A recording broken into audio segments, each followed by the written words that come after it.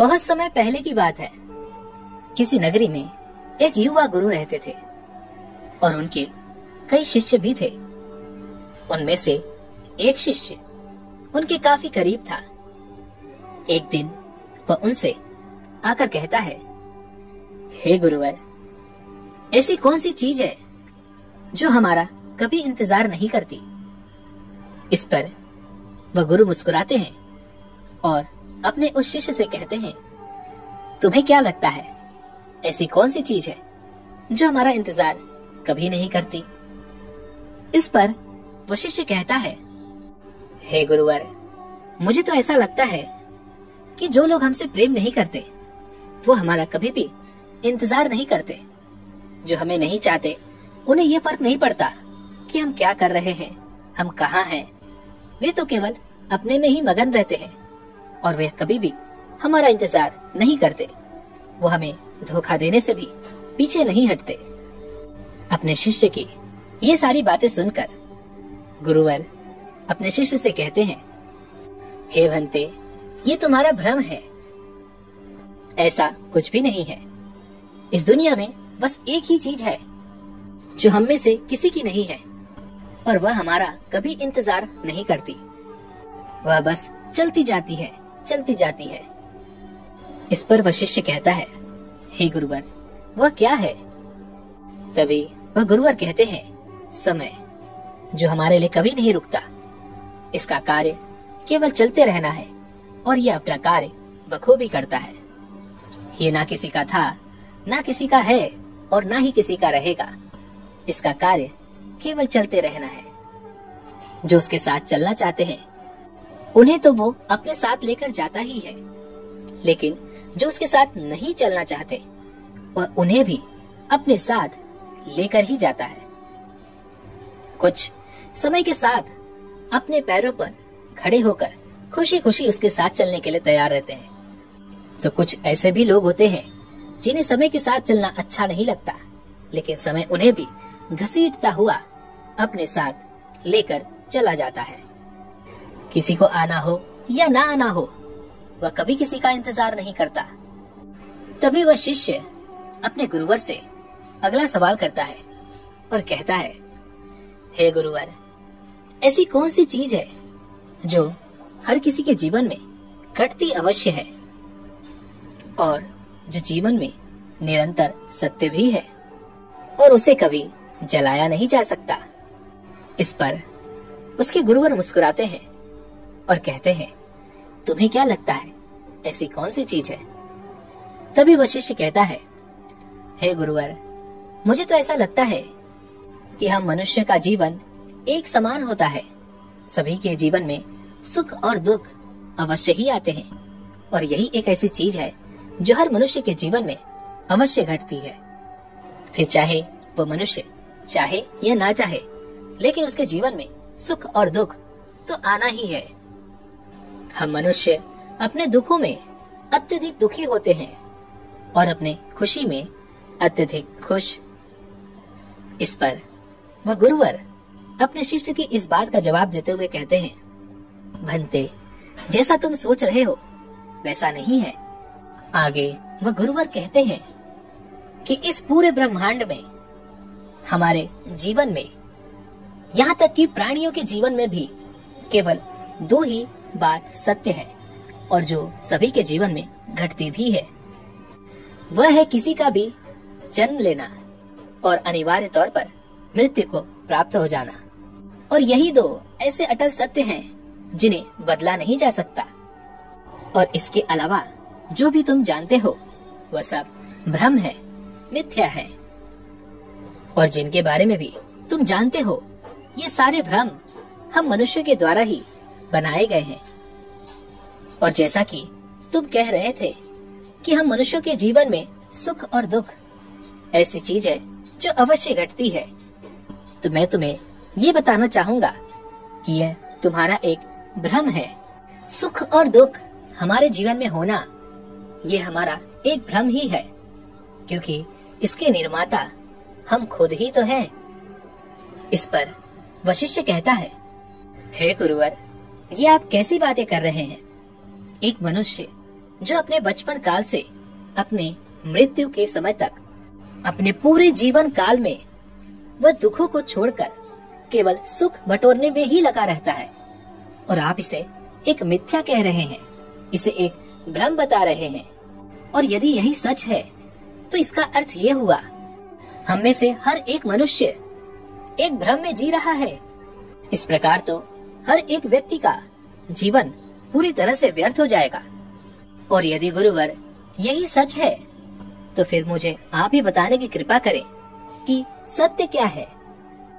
इस पर वह गुरुवर कहते हैं, हे बंते, हम मनुष्यों के जीवन में सुख और दुख नाम की कोई चीज नहीं होती है।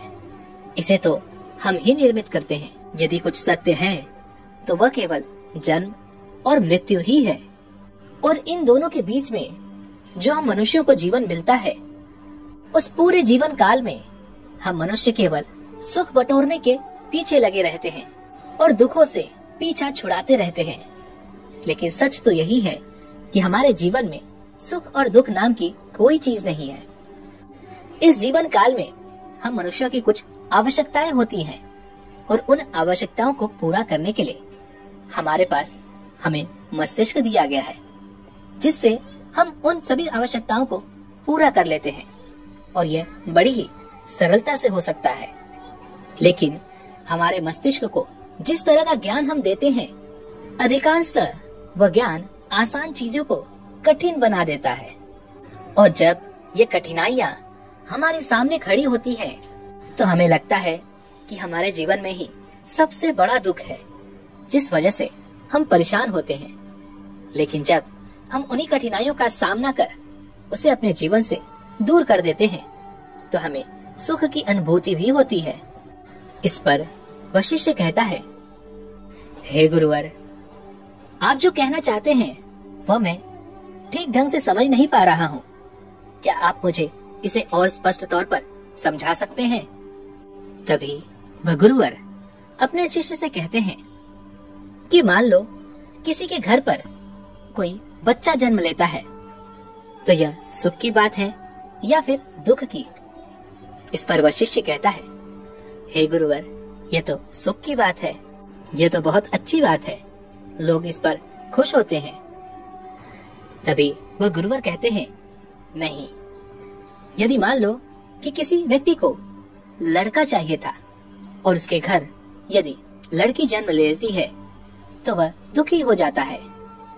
वहीं पर यदि उसकी मनचाही चीज, यानी कि अगर उसके घर लड़का जन्म ले ले, तो वह सुखी हो जाता है, अत्यधिक खुश हो जाता है और उसकी खुशी का कोई ठिकाना नहीं रहता।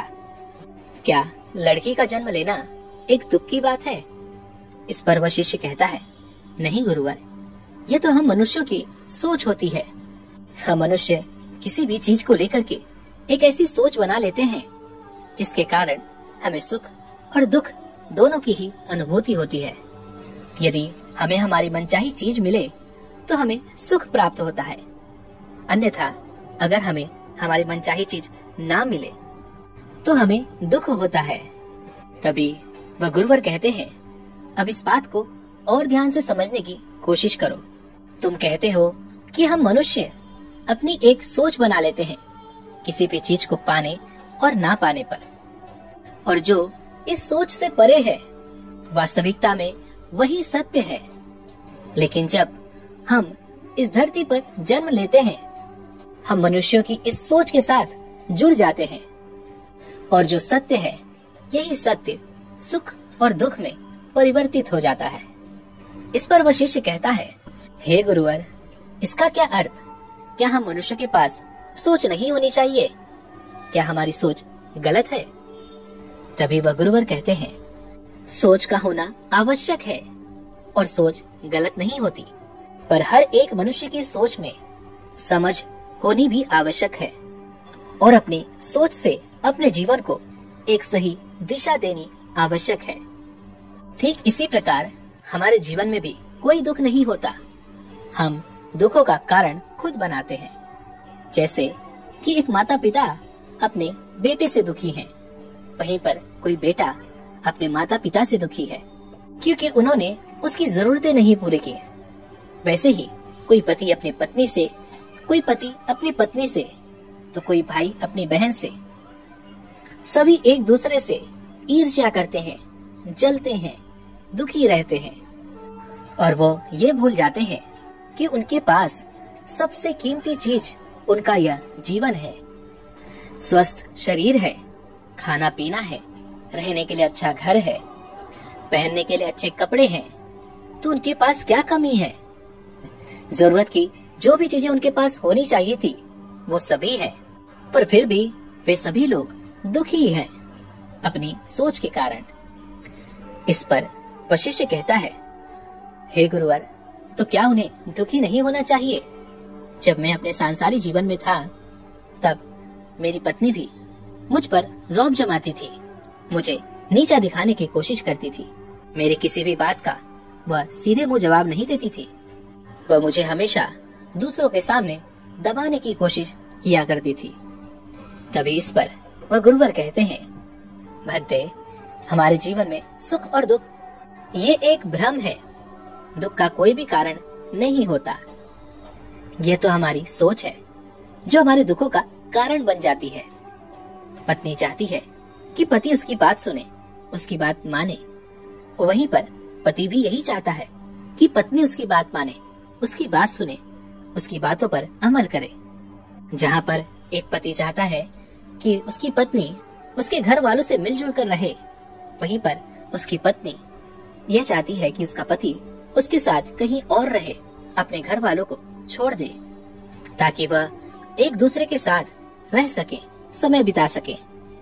इन्हीं सब कारणों की वजह से हमारे पास जो कुछ भी है उसके बावजूद भी हम दुखी रहते हैं, परेशान रहते हैं, चिंतित रहते हैं। लेकिन वास्तविकता में तो कोई भी दुख है ही नहीं। यह तो केवल एकमात्र सोच ही है।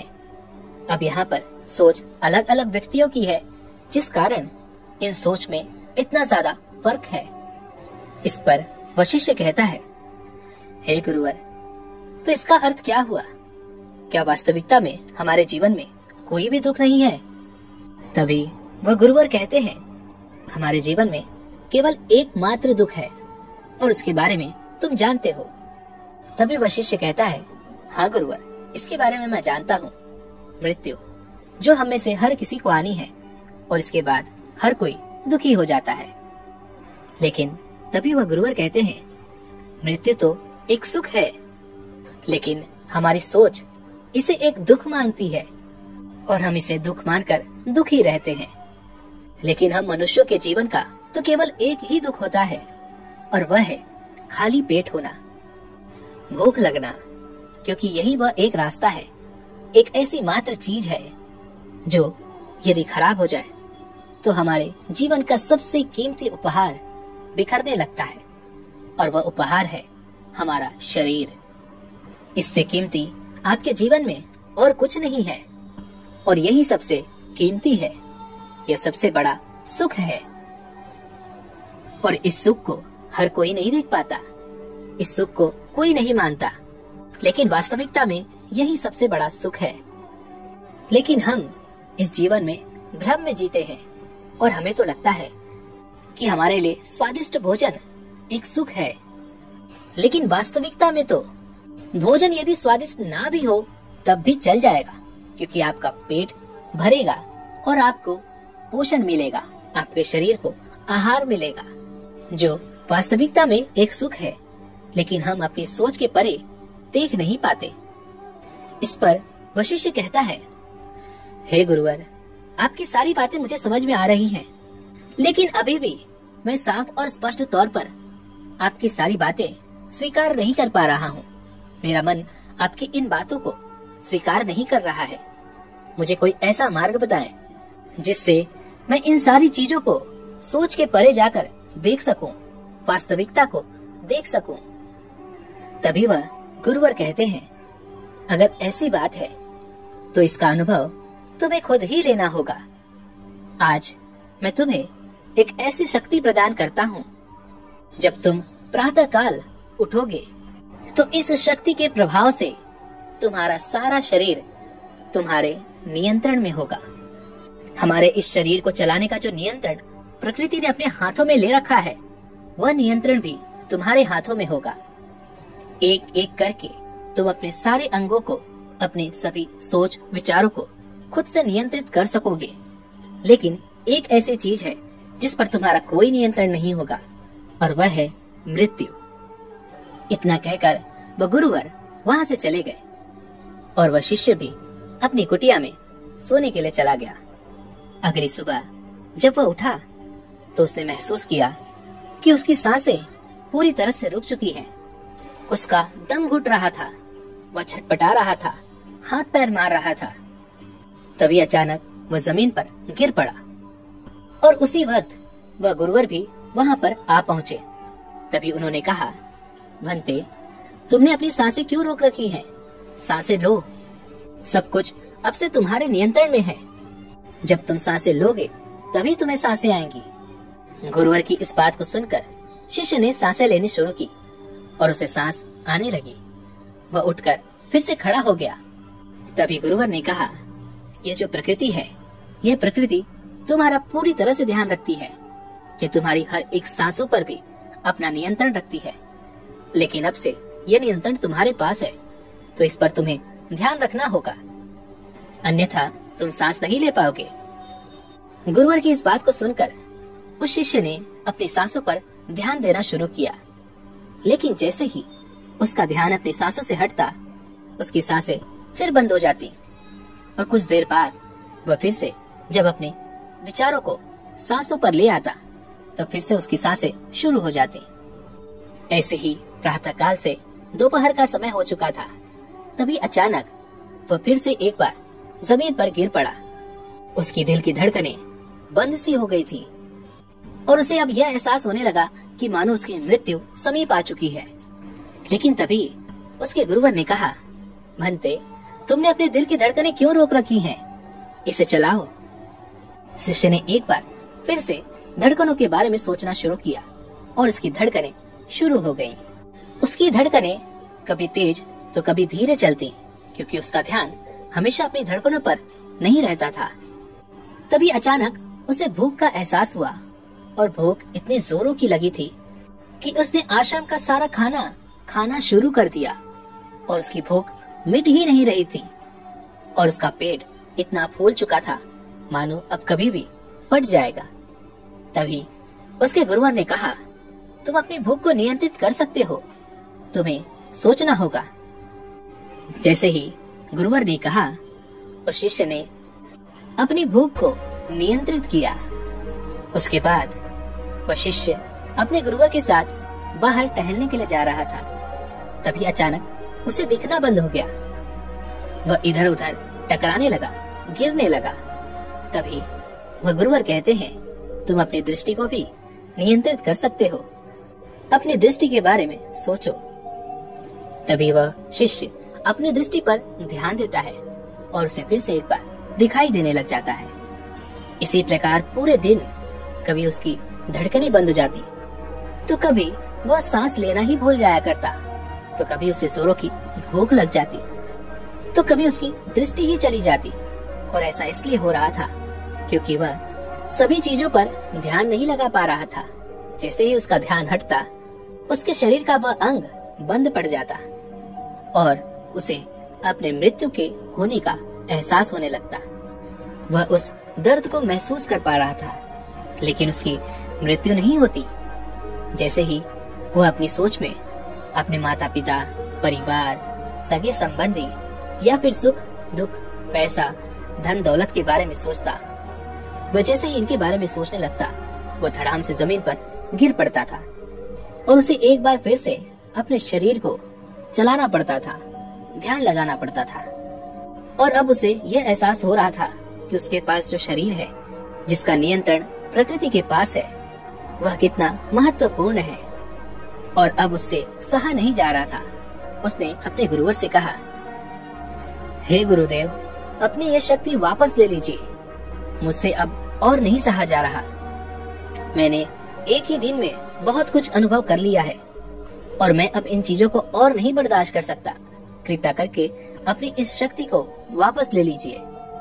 इस पर गुरुवर ने कहा, जैसा तुम चाहो, लेकिन अभी मैं इस शक्ति को वापस नहीं ले सकता। जब तुम अगली सुबह उठोगे तब तुम्हारे पास ये शक्ति नहीं रहेगी।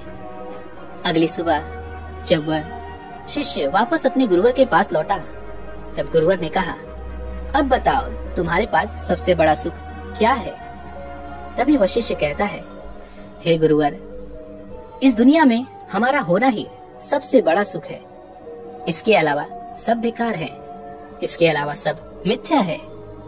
हम में से अधिकांशतः लोग हमेशा शिकायत करते रहते हैं कि भगवान ने हमें कुछ नहीं दिया, हमें गरीब बनाया।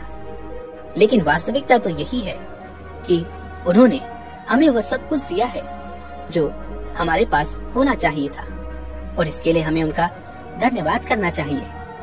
लेकिन हम केवल अपने दुखों पर ध्यान दिए रहते हैं, हम उनका धन्यवाद कभी नहीं करते। वह दुख जिनके लिए हम खुद ही जिम्मेदार हैं और जो वास्तव में दुख है ही नहीं। जिस प्रकार किसी का जन्म लेना एक सुख की बात है, लेकिन हम मनुष्यों की सोच के कारण यह सुख और दुख दोनों ही बन जाता है। और जिस प्रकार हमारा यह जीवन, हमारा ये शरीर एक सुख है, लेकिन हमारी सोच के कारण ये सुख और दुख दोनों में परिवर्तित हो जाता है। ठीक उसी प्रकार मृत्यु आना भी एक सुख ही है, लेकिन हम मनुष्यों की सोच के कारण ये सुख दुख में भी परिवर्तित हो जाता है। यदि हमारी सोच सही है और हम सोच के परे देख सकते हैं तो मृत्यु भी एक सुख है, अन्यथा यह भी हमारे लिए एक दुख ही है।